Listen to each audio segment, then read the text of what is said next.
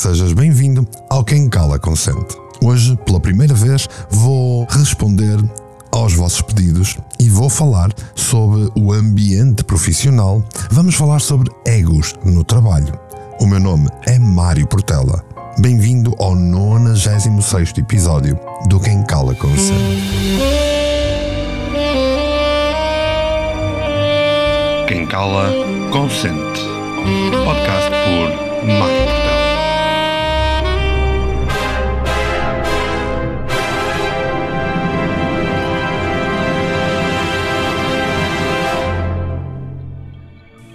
És o teu maior crítico? Queres descomplicar a tua mente? Descobre como no novo livro que eu acabei de lançar, Não Te Preocupes, o guia para tu pensar naquilo que interessa. Aprenda a cortar o ciclo do excesso de pensamentos e a viver uma vida mais leve, mais positiva, mais consciente. Procura hoje nas lojas da Amazon Não Te Preocupes, o guia para pensar no que interessa.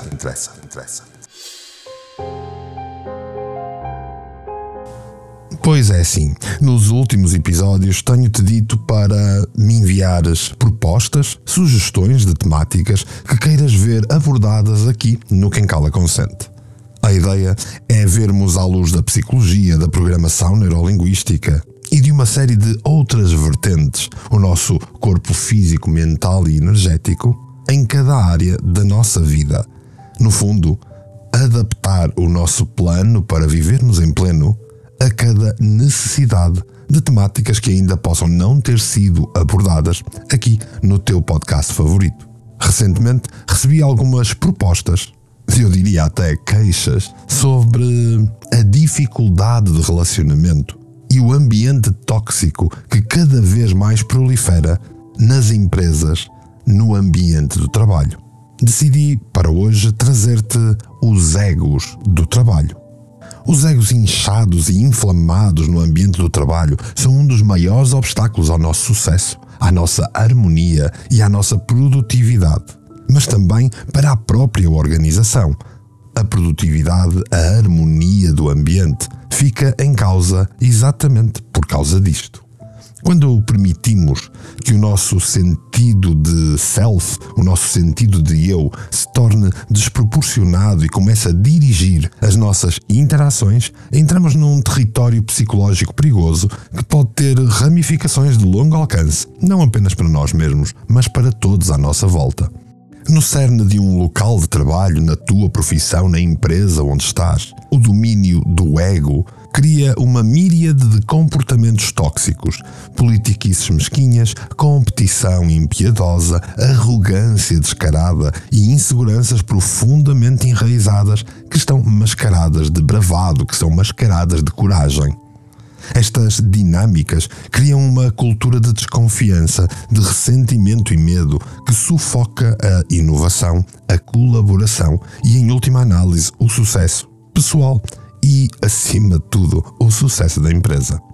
Quando os egos correm desenfreados, a energia que deveria ser canalizada para o trabalho produtivo é, em vez disso, desperdiçada em jogos de poder fúteis. As pessoas tornam-se mais preocupadas em proteger a sua própria imagem, a sua própria posição, o seu status quo, do que em estar de facto a trabalhar para o bem maior da equipa ou da organização. Afinal de contas, é esta equipa ou organização que lhes paga. As decisões são tomadas não com base no mérito, mas em quem pode gritar mais alto ou manipular mais habilmente os outros. A comunicação quebra-se à medida que os indivíduos se tornam defensivos, territorialistas e relutantes em partilhar informações e ideias que possam ser produtivas para a comunidade do trabalho, a comunidade profissional, o grupo de trabalho. Além do custo óbvio na produtividade, um ambiente de trabalho carregado de egos tem um enorme impacto no bem-estar psicológico de cada funcionário. Trabalhar ao lado de colegas arrogantes e competitivos pode ser profundamente desmoralizante e estressante. Corrói a autoestima, fomenta a ansiedade e conduz ao esgotamento. Num estudo recente publicado no Journal of Applied Psychology, os investigadores descobriram que os funcionários que trabalharam com líderes narcisistas relataram níveis significativamente mais elevados de exaustão emocional, menor satisfação no trabalho e uma maior intenção de rotatividade ou até de abandonar o trabalho de vez. Mas talvez o efeito mais insidioso de um local de trabalho dominado pelo ego seja o seu impacto na nossa própria cultura da organização. Quantas vezes ouvimos dizer coisas como "é uma empresa à tuga", quando os comportamentos alimentados pelo ego são recompensados ou ignorados, enviam um sinal poderoso sobre o que é realmente valorizado em cada empresa. Incentivam-se os outros a adotarem as mesmas táticas que são tóxicas para conseguirem avançar. E assim, há uma espécie de contágio de toxicidade nas empresas de dia para dia. Em última análise, superar uma cultura alimentada pelo ego requer um compromisso consistente e de longo prazo, que tem, obviamente, de iniciar nos departamentos de chefia. Exige uma vigilância constante, uma comunicação honesta e uma disposição de todas as partes para se responsabilizarem pelo seu próprio comportamento, em prol da produtividade, em prol de um ambiente funcional.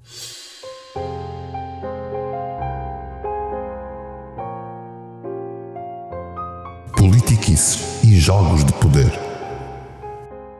No ambiente de trabalho, as politiquices e os jogos de poder surgem quando os indivíduos colocam os seus próprios interesses e agendas acima dos objetivos coletivos da equipa ou da organização em si. Estas táticas manipuladoras brotam de motivos psicológicos profundamente enraizados, tanto na nossa cultura como no tipo de ensino que infelizmente a nossa cultura lhes proporciona, como a necessidade de controlo, a insegurança constante e os traços narcisistas que habitualmente elevam um funcionário acima dos outros. Um exemplo clássico de politiquice num escritório é a formação de alianças estratégicas, ou seja, indivíduos movidos pelo ego que vão procurar aliados não com base em valores ou objetivos partilhados, mas sim na percepção de que essas conexões irão aumentar no seu próprio poder e influência dentro da empresa. Estas alianças são frequentemente usadas para excluir ou minar os outros, criando uma espécie de silo e fomentando um ambiente de nós contra eles. Outro jogo de poder comum dentro de uma empresa é a retenção estratégica de informações. Aqueles que procuram ganhar vantagem podem propositadamente deixar os colegas desinformados ou fora de reuniões ou e-mails importantes. Esta tática não só lhes dá uma sensação de superioridade, como também enfraquece a capacidade dos outros de contribuir ou tomar decisões informadas. Infelizmente, as secções de chefia dificilmente entendem que se há este género de controlo de informação, a empresa está em causa.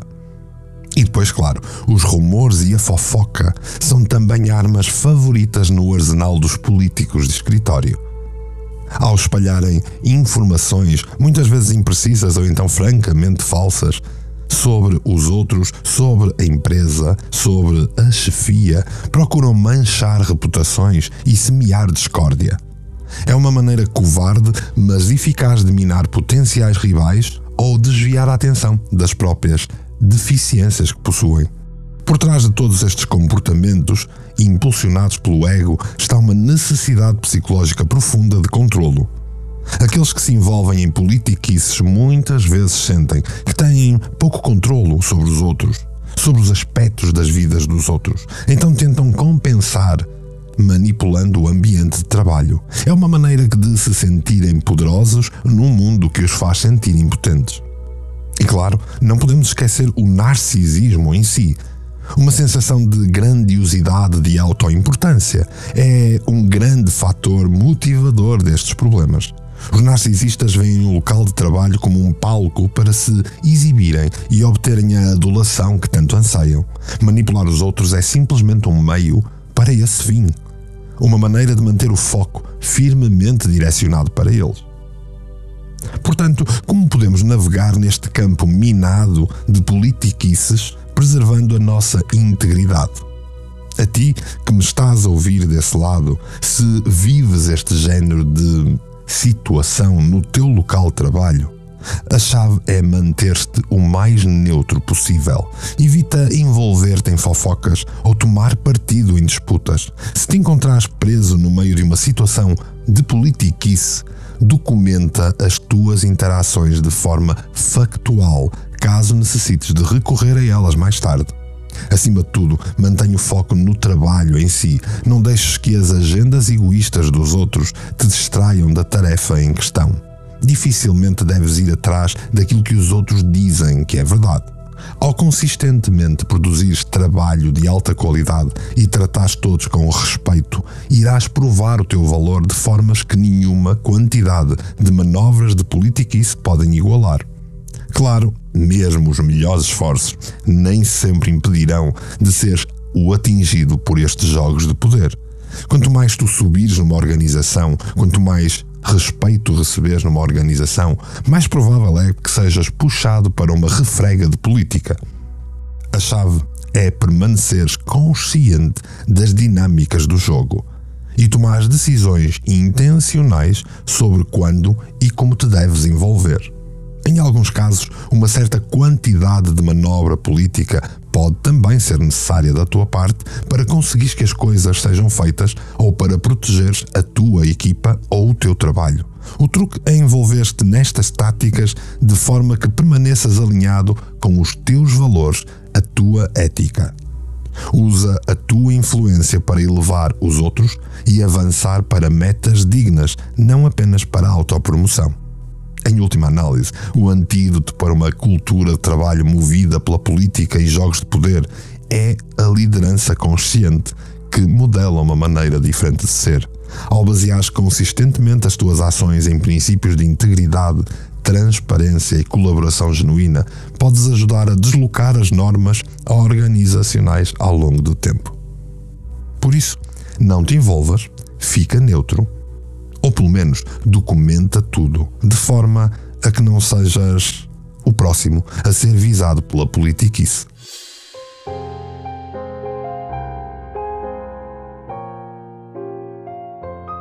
A competição tóxica. A competição é uma força poderosa no local de trabalho, capaz até de impulsionar a inovação, a produtividade e o crescimento de uma empresa.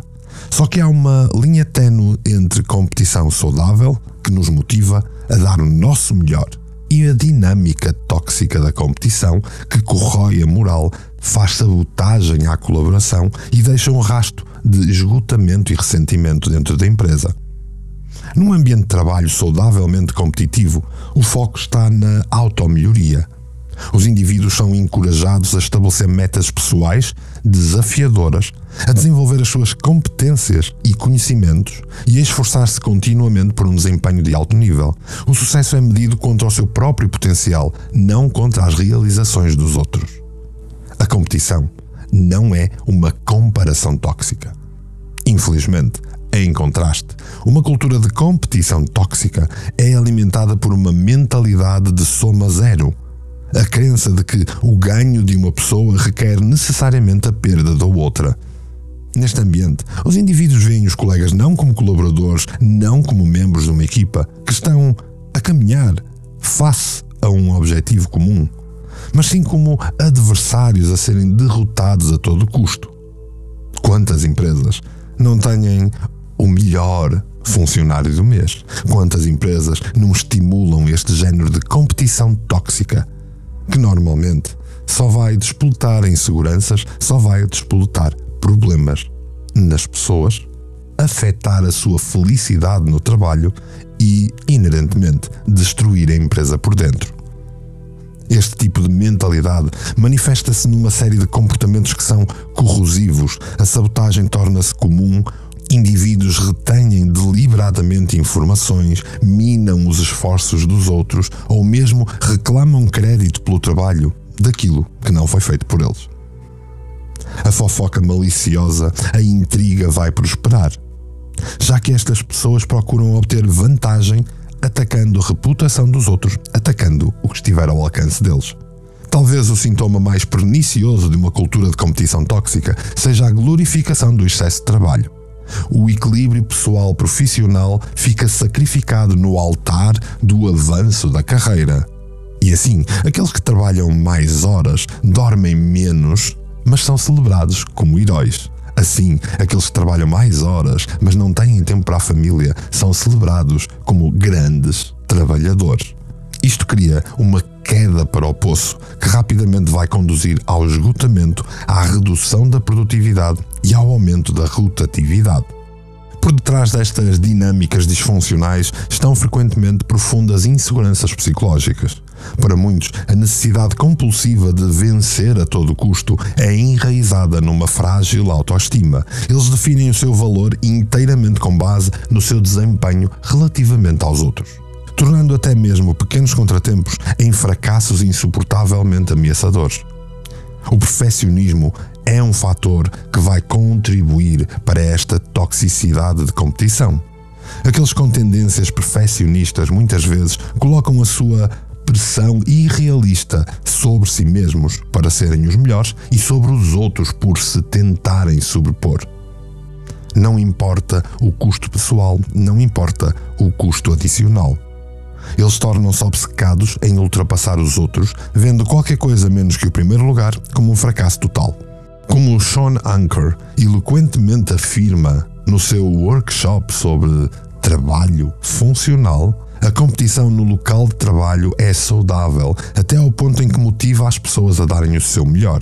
Torna-se tóxica quando o objetivo muda de melhorar o desempenho para derrotar o colega, derrotar a equipa. Se tu que estás desse lado a ouvir o Quem Cala Consente és um líder ou um membro de equipa, há etapas concretas que podes tomar para nutrir um espírito de competição mais saudável. Começa por mudar intencionalmente o foco de comparação externa para a automelhoria.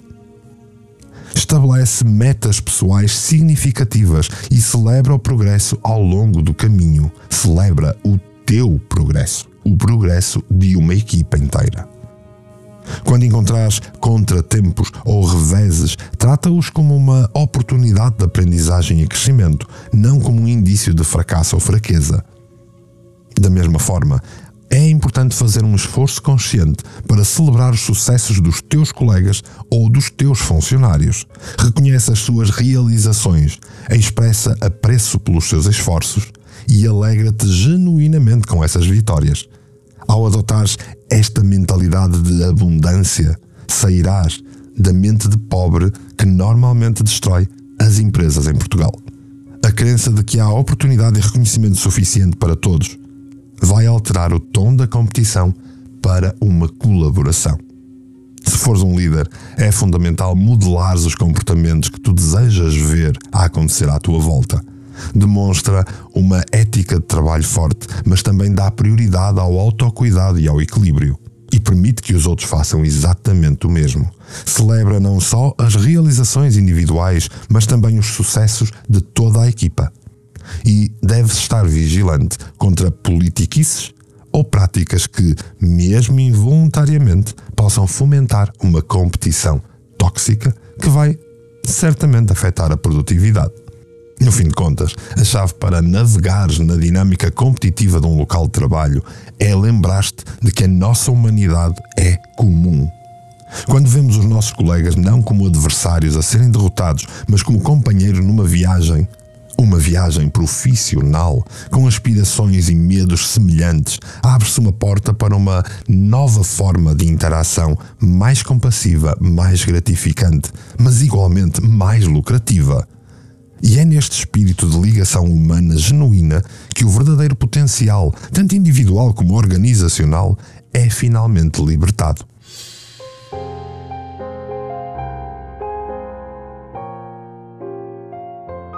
Egos inchados. Os egos inchados e a arrogância podem envenenar rapidamente um ambiente de trabalho. Vão deixar um rastro de ressentimento, desmotivação e de conflito.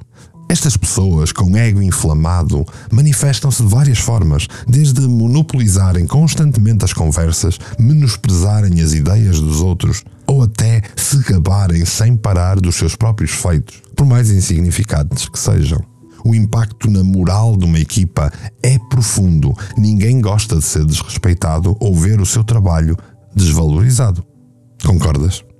Os colegas com um complexo de superioridade têm uma maneira de fazer todos os outros se sentirem pequenos, corroendo lentamente a autoestima e o entusiasmo da equipa. Ao longo do tempo, este ambiente tóxico vai levar os funcionários mais talentosos a procurar um porto mais acolhedor e a abandonar uma equipa que é tóxica por dentro. É que os egos descontrolados podem até fazer mais do que isto, podem ferir sentimentos, podem prejudicar gravemente a tomada de decisões de cada pessoa que ali está. Eles possuem uma necessidade patológica de estarem sempre certos, e isso vai impedir a verdadeira colaboração. Em vez de trabalharem em conjunto para gerar soluções, estes narcisistas de ego inchado tratam cada interação como uma competição a ser vencida. E para isso intimidam aqueles que discordam, apropriam-se das ideias dos outros e minam ativamente os esforços de quem está a trabalhar ao lado. Como resultado, o potencial do grupo permanece tristemente inexplorado. Mas atenção, nem todo o egoísta é um narcisista puro. Alguns simplesmente internalizaram a mensagem de que a autoconfiança extrema é a chave para o sucesso. Então eles vão confundir arrogância com liderança carismática. Vão, sem perceber, efetivar uma prepotência que vai acabar por alienar todos ao seu redor. Independentemente da causa raiz, lidar com colegas que sejam arrogantes, narcisistas ou que façam este género de comportamentos requer uma combinação de compaixão e limites claros. Em primeiro lugar, é importante não alimentares inadvertidamente o sentimento de superioridade desta pessoa, deste colega tóxico. Deves resistir à tentação de responder na mesma moeda ou de dar elogios bajuladores. Em vez disso, deves manter interações neutras e que são focadas na tarefa em questão. Sempre que o narcisista fizer afirmações grandiosas, usa perguntas socráticas para trazer a conversa de volta à realidade. Pergunta sobre detalhes específicos, precedentes ou provas para sustentar as reivindicações que estão a dar-te. Esta abordagem não só desafia delicadamente as ilusões do narcisista, como também vai modelar um discurso racional que é necessário num ambiente profissional. Claro que até mesmo o questionamento mais diplomático às vezes vai despertar a ira de um ego ferido. É aqui que a definição de limites se torna crucial. Tens de deixar claro a essa pessoa, a esse teu colega ou a esse teu funcionário, e tens que o fazer de uma forma calma e firme, que o comportamento abusivo e desrespeitoso não deve ser tolerado. Se é necessário envolver líderes ou recursos humanos para mediar os conflitos, recorre a eles, porque é para isso que foram criados. É para isso que existem. Ao mesmo tempo, deves tentar ter empatia pela fragilidade subjacente que impulsiona a arrogância do outro. Isso não significa desculpá-lo, como é óbvio, mas sim reconhecer a dor por detrás de tudo o que fazem. Por vezes, uma palavra bondosa ou um gesto de apreço genuíno podem penetrar as defesas de um narcisista e forjar uma ligação mais autêntica com menos toxicidade. No final, lembra-te de que a arrogância dos outros diz mais sobre eles do que o que diz sobre ti. Não deixes que o sentimento exagerado de autoimportância deles te faça duvidar dos teus talentos ou das tuas realizações. No fim, combater a arrogância, as politiquices e todos estes comportamentos tóxicos no trabalho requer mais do que apenas estratégias individuais. Requer uma mudança fundamental na nossa cultura organizacional. Precisamos criar ambientes que valorizem a humildade, a verdadeira e não a da internet. Precisamos de criar ambientes que valorizem a colaboração e não a competição por mais um par de zeros no lucro. Precisamos de criar um crescimento pessoal, tanto na confiança como no sucesso em cada um dos nossos colegas, líderes e funcionários. E esse é o ambiente pelo qual vale a pena esforçarmos-nos agora que estamos a falar de trabalho. E com este episódio espero ter trazido algumas dicas para que se cultive um ego saudável no local de trabalho, porque é essencial para o nosso bem-estar, para o nosso sucesso a longo prazo e para o nosso crescimento pessoal. Afinal de contas, passamos mais tempo no trabalho do que em qualquer outro lado na vida. Então, e como podemos cultivar este tipo de ego equilibrado no trabalho?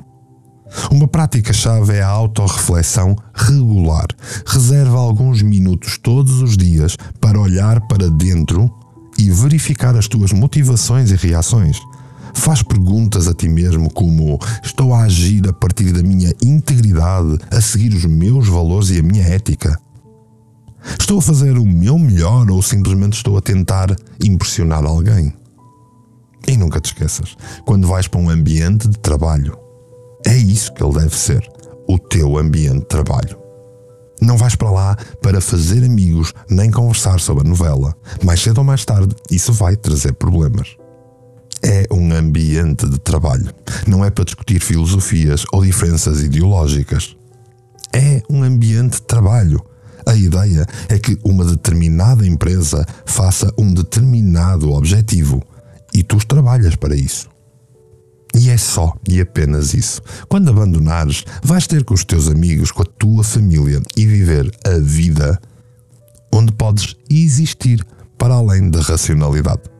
É certo que este tipo de cultura, estes tipos de conselhos que trago, não se criam de noite para o dia.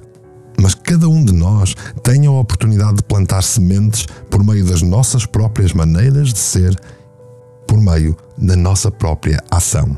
Cada interação compassiva, cada reconhecimento honesto de pontos fortes e fracos, cada celebração sincera do outro, tudo isto vai enviar pequenas ondulações de mudança positiva por todo o sistema.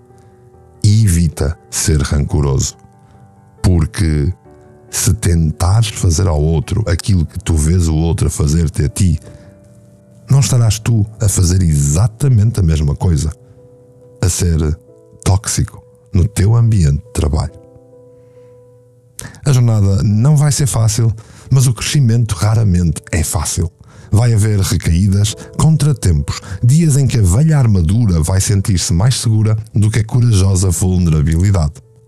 E é para isso que aqui no Quem Cala Consente eu te vou trazendo cada vez mais temáticas, e agora estas que são pedidas por ti e adaptadas àquilo que mais queres ver abordado no teu podcast favorito. Por isso, se tiveres mais ideias, envia-me sugestões, envia-me opiniões e, claro, dá-me o teu feedback.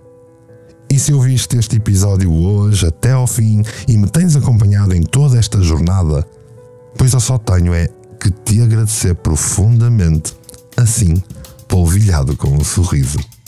Já de seguida, espero que tenhas alguns minutos para poder partilhar este episódio com toda a gente, para colocares nas tuas redes sociais, para depois mandares um comentário ou, se preferires mais privadamente, enviar-me uma mensagem, dizer-me de ti, diz-me o que achas, fala comigo.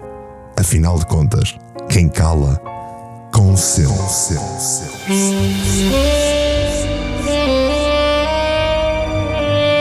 Quem cala, consente. Podcast por Mário Portela.